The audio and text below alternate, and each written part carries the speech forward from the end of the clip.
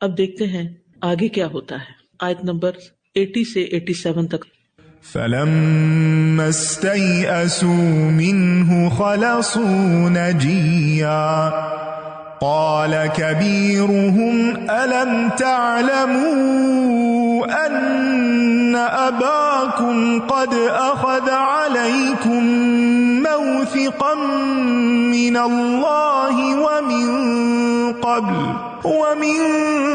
قبل ما فرطتم في يوسف فلن أبرح الأرض حتى يأذن لي أبي أو يحكم الله لي وهو خير الحاكمين ارجعوا إلى أبيكم فقولوا يا أبانا إن ابنك سرق وما شهدنا إلا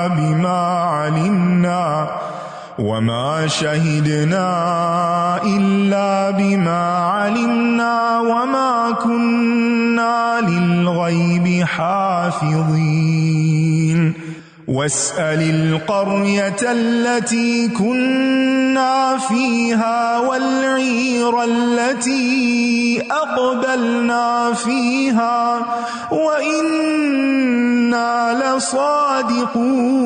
لصادقون قال بل سولت لكم أنفسكم أمرا فصبر جميل عسى الله أن يأتيني بهم جميعا إنه هو العليم الحكيم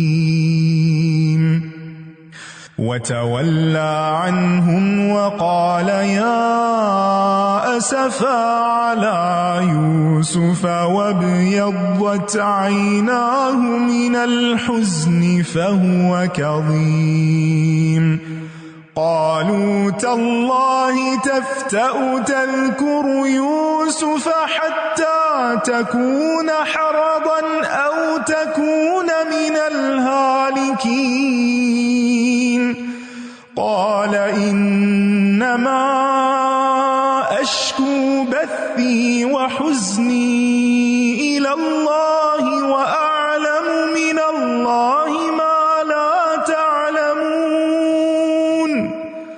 يا بني اذهبوا فتحسسوا من يوسف وأخيه ولا تيأسوا من روح الله إنه لا ييأس من روح الله إلا القوم الكافرون। फिर जब वो उससे मायूस हो गए तो अलग होकर चुपके चुपके मशवरा करने लगे।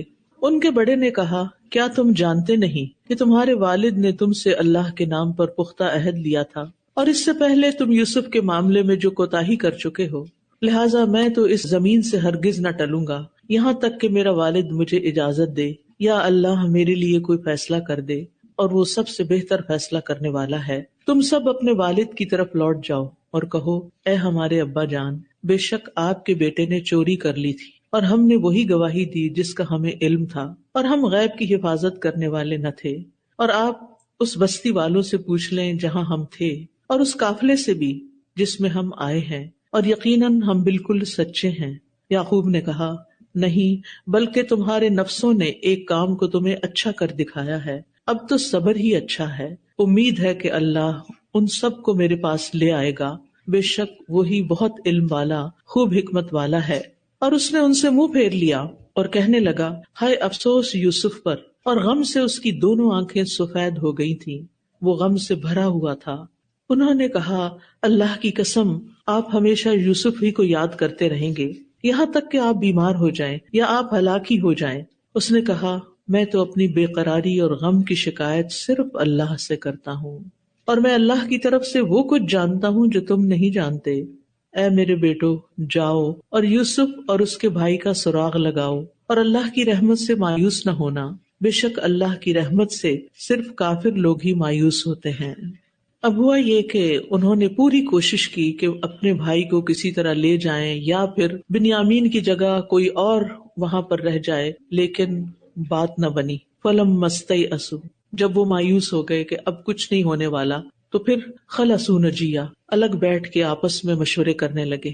قال کبیرہم، تو ان میں سے سب سے بڑے بھائی نے کہا، اور کہا جاتا ہے یہ وہی تھا جس نے کہا تھا کہ یوسف کو قتل نہیں کرو، لا تقتلوا یوسف، کہنے لگا الم تعلموا ان اباکم قد اخذ علیکم موثقا من اللہ، تمہیں نہیں پتا کہ تمہارے والد نے تم سے اللہ کی قسم کھلوائی تھی، ومن قبل ما فرطتم فی یوسف، اور تمہیں یاد ہے اس سے پہلے یوسف کے ساتھ جو تم نے زیادتی کی تھی، فلن ابرح الارض، میں تو یہاں سے ٹلوں گا ہی نہیں، میں نہیں جاؤں گا، میں تو یہیں رہ رہا ہوں، حتی یأذن لی ابی، یہاں تک کہ میرے والد مجھے اجازت دے دیں، او یحکم اللہ لی، یا اللہ میرے لیے کوئی اور فیصلہ کر دے، وہو خیر الحاکمین، وہی سب سے بہتر فیصلہ کرنے والا ہے۔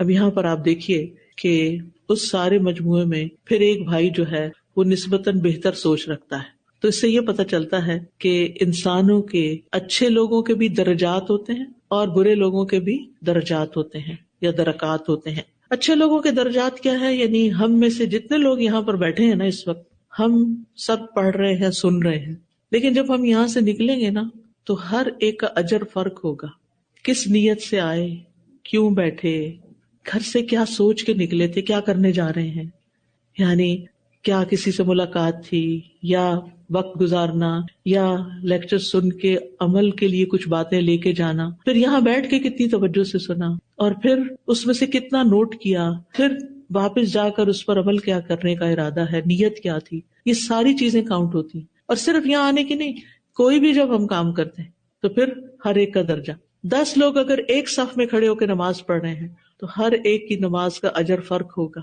وہ کس پر ڈیپینڈ کرتا ہے کہ کتنی وہ سنت کے مطابق ہے اور کتنا زیادہ اس میں اس کا فوکس تھا۔ یہ تو کل قیامت کے دن ہی کھلے گا نا اعمال نامہ، پھر ہمیں سمجھ آئے گی اور اس وقت پچھتاوے کام نہیں آئیں گے۔ آج وقت ہے کہ ہم اپنی نیتوں کو اچھا کر لیں، آج وقت ہے کہ ہم نیکی اور خیر کے راستے میں خوب محنت کر لیں، یہ موقع ہے۔ زندگی ختم ہو گئی تو سارے مواقع ختم ہو جائیں گے، لہٰذا فاستبقوا الخیرات، نیکیوں میں دوڑ لگا دو، ایک دوسرے سے آگے نکلو، نیکی میں مقابلہ کرنا چاہیے، دنیا کے مقابلے نہیں۔ ہم دنیا میں مقابلہ کرتے ہیں کس جگہ پر کیا پہننا ہے تو اس کا وہ کس کے مقابلے میں زیادہ قیمتی ہوگا، کس سے زیادہ اچھا ہوگا، کون میری طرف زیادہ متوجہ ہوگا، کس طریقے سے میں لوگوں کی اٹینشن حاصل کر سکتی، یہ سب باتیں سیکنڈری ہیں۔ ہر وقت یہ سوچنا چاہیے کہ میں کون سا ایسا کام کروں کہ میں اللہ کی نگاہ میں سب سے زیادہ پیاری ہو جاؤں۔ بہرحال اب یہاں پر انہوں نے چونکہ اپنے باپ سے وعدہ کیا تھا اور وہ بڑے تھے تو وہ کہنے لگے کہ میں تو نہیں جاؤں گا، میں تو اپنے وعدے کو نبھاؤں گا اور بھائی کو لے کر ہی جاؤں گا، یا یہ کہ اللہ تعالیٰ کوئی اور راستہ نکال دے۔ اب یہاں پر یوسف علیہ السلام بھی رہ گئے، بنیامین بھی رہ گئے اور ایک بھائی اور بھی رہ گئے، اور قافلہ پھر واپس چلا گیا۔ ارجعوا الی ابیکم، جاؤ اپنے والد کو بتاؤ، فقولوا یا ابانا، کہو ابا جان، ان ابنک سرق، آپ کے بیٹے نے چوری کی ہے، وما شہدنا، ہم نہیں گواہی دیتے، ہم نے نہیں دیکھی، الا بما علمنا، مگر جو ہمیں معلوم ہوا ہے، اور ہم غیب سے کچھ حفاظت بھی نہیں کر سکتے تھے، یعنی ہم ایسی ذمہ داری بھی نہیں لے سکتے تھے کہ وہ ایسا نہیں کرتا۔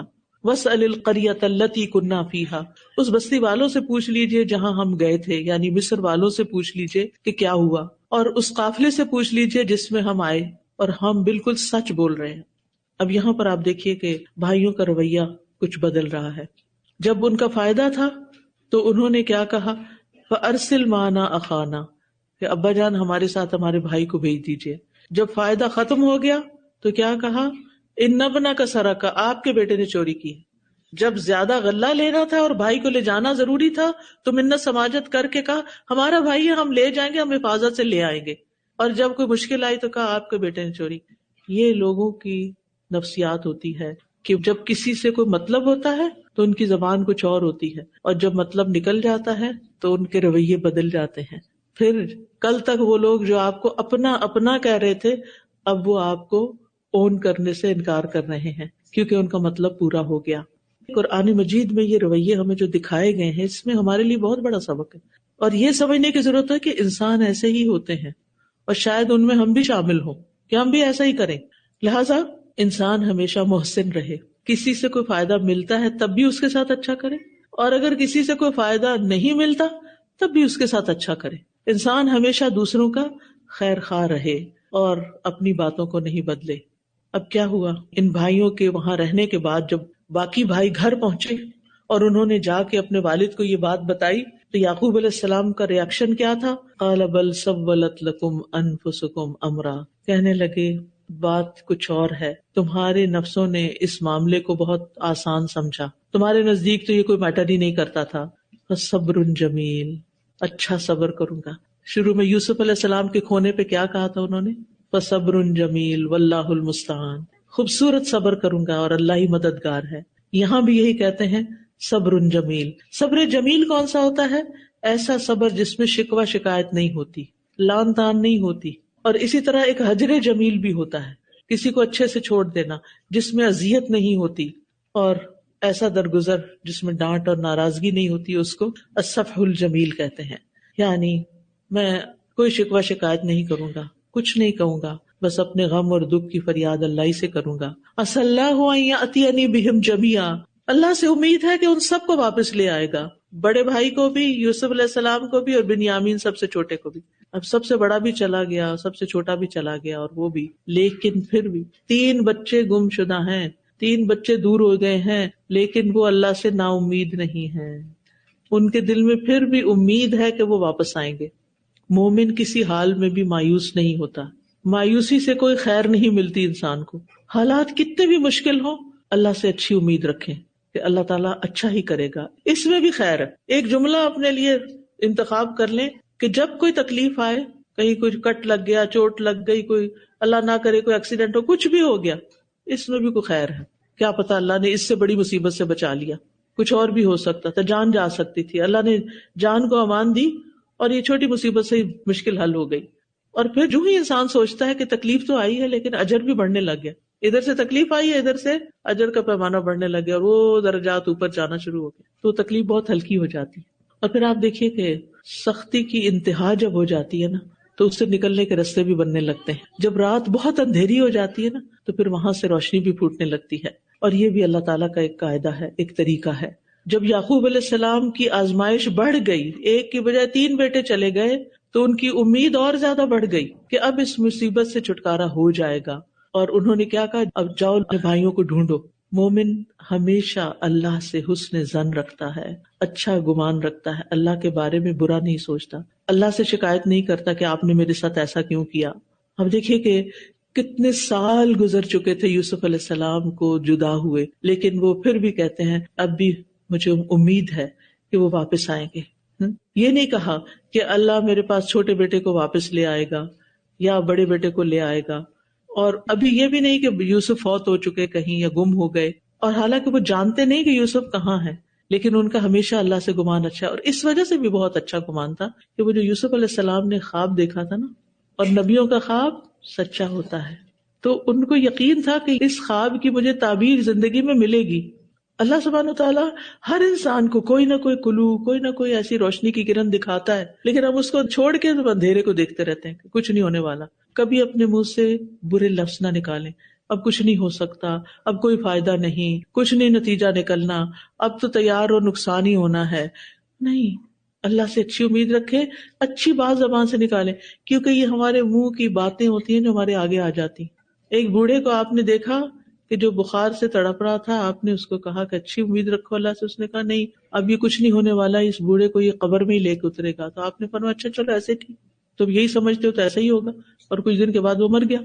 تو انسان کو آخری حد تک بھی بیماری ہو تو اچھا ظن رکھنا چاہیے اللہ سے کہ سارے خزانے اللہ کے ہاتھ میں، ہر چیز کی قدرت اللہ کے پاس ہے، ہر چیز کا کنٹرول اس کے پاس ہے، ہر کوئی اس کا حکم مانتا ہے، لہٰذا اس کے لیے تو کن کہنے کی دیر ہے اور یہ مسئلہ حل ہو جائے گا.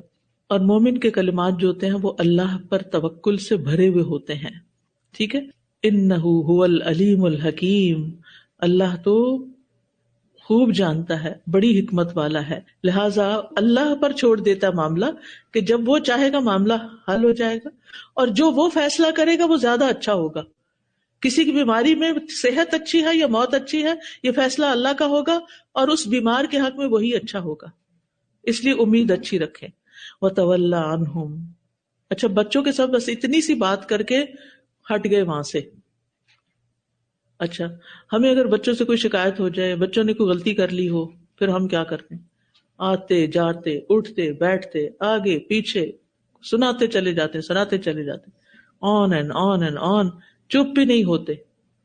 یہاں آپ دیکھیں چند نپے تلے جملے ہیں، اللہ سے امید کی باتیں ہیں، جاؤ بچوں ڈھونڈو، یا بنیا پیار سے بات کرتے ہیں اور کہتے ہیں کہ اللہ کی رحمت سے نا امید نہ ہو جائے گا، مسئلہ حل ہو جائے گا.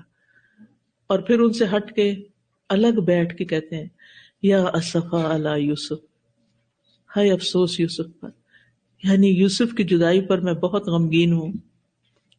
ہائے یوسف.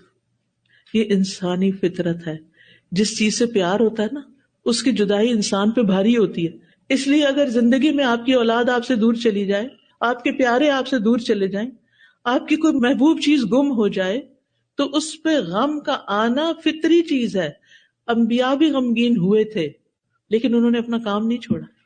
سارا دن کام، اور جب تنہائی کا وقت ہو تو چند آنسو بہا لیے تاکہ دل ہلکا ہو جائے. کوئی بات نہیں. مجھے یاد ہے جب میں پی ایچ ڈی کرنے کے لیے گئی تھی تو مجھے اپنے بچوں کو چھوڑنا پڑا تھا، اور مجھے اپنے بچے بہت یاد آتے تھے، اور میں سارا دن پڑھتی تھی، کام کرتی تھی، اور سارا دن میں اس خیال کو اپنے سے دور رکھتی تھی، کیونکہ ایک بچی کو دودھ چھڑا کے گئی تھی اور ایک تھوڑی سی بڑی تھی. تو جب رات ہوتی تھی تو every night without missing a single night میں ضرور تھوڑی دیر روتی تھی اور یاد کر کے پھر اللہ کے حوالے کر کے پھر سو جاتی.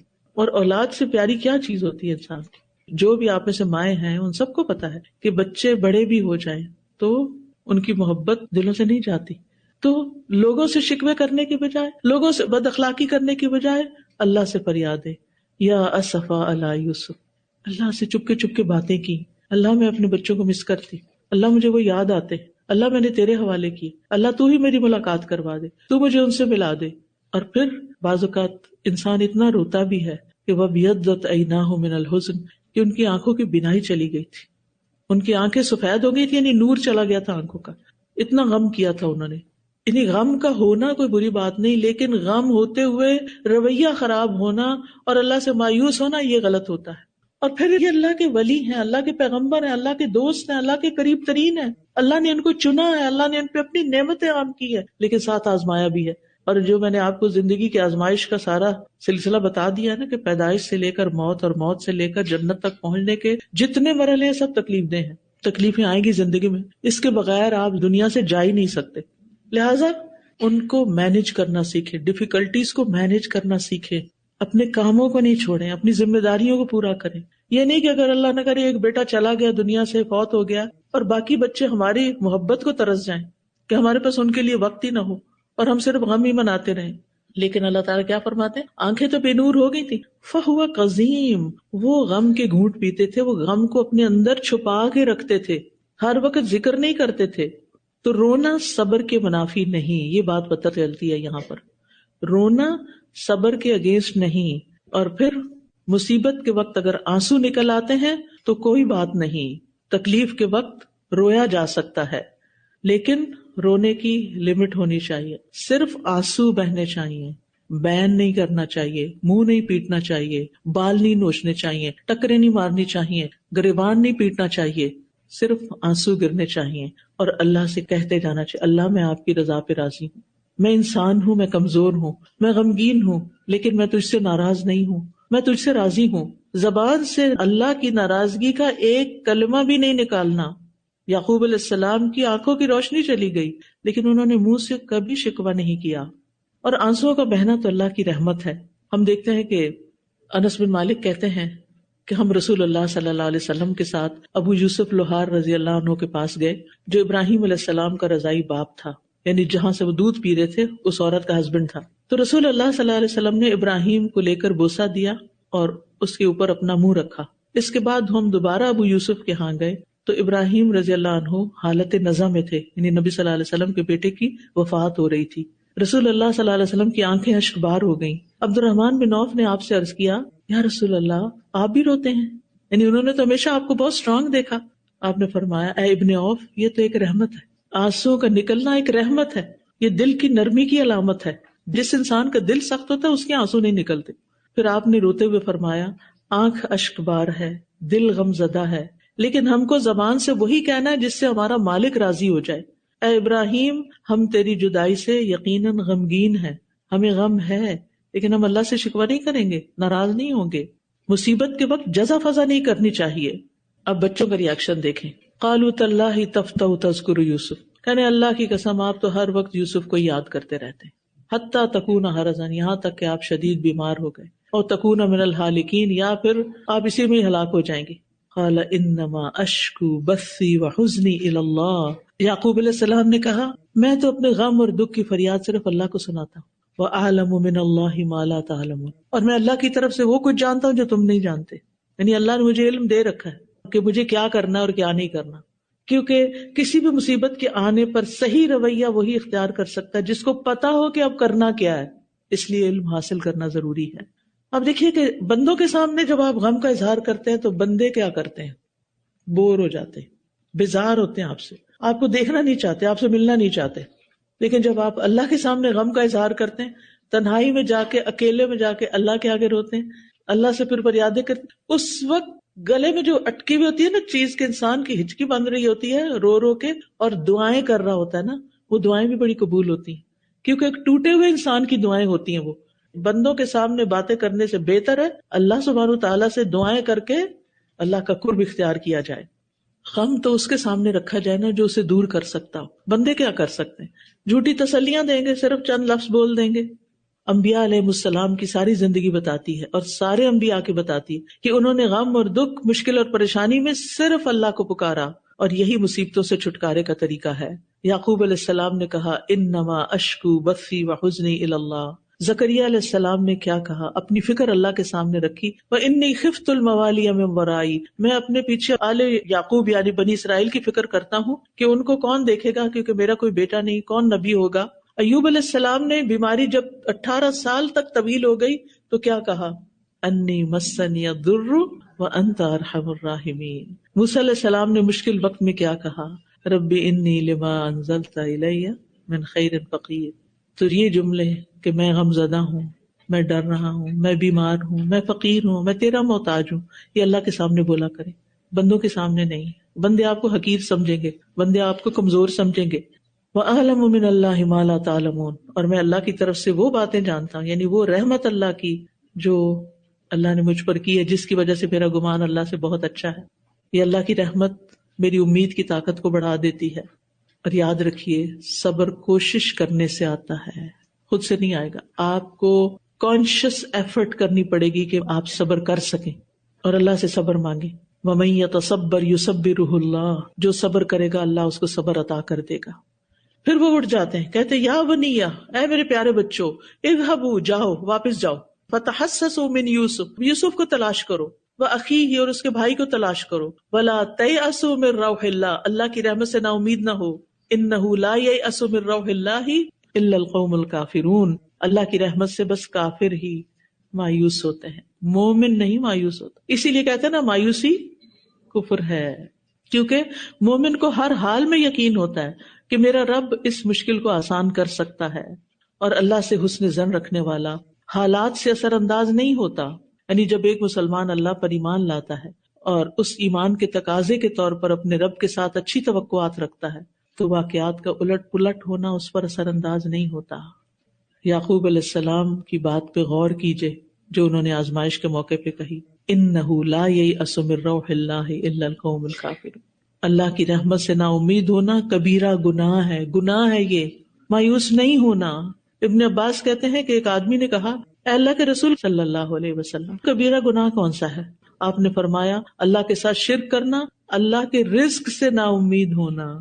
کبھی ہوتا ہے نا بچے پڑھ لکھ جاتے ہیں، میں جانتی ہوں ایک فیملی کو جن کے بچے نے بہت محنت سے ڈاکٹری کی، میڈیسن پڑھی، ریزیڈنسی بھی کر لی، سب کچھ، لیکن جہاں جاب کے لیے اپلائی کرے وہاں سے جواب نہیں، اور کافی وقت اس میں لگ گیا. تو ایسے حالات بھی اگر کسی پر ہوں کہ ہائیلی کوالیفائڈ ہے بچہ اور ڈیزرو کرتا ہے کہ کہیں کچھ اچھا کام کر کے پرفارمنس دکھائے، لیکن ابھی وقت نہیں آیا، کوئی وجہ ہوگی اللہ کے ہاں، مایوس نہیں ہونا. اللہ رزق دے گا اور ضرور دے گا، اللہ مدد کرے گا. اللہ سے خیر مانگتے رہیں، اپنے لیے بھی اور بچوں کے لیے بھی.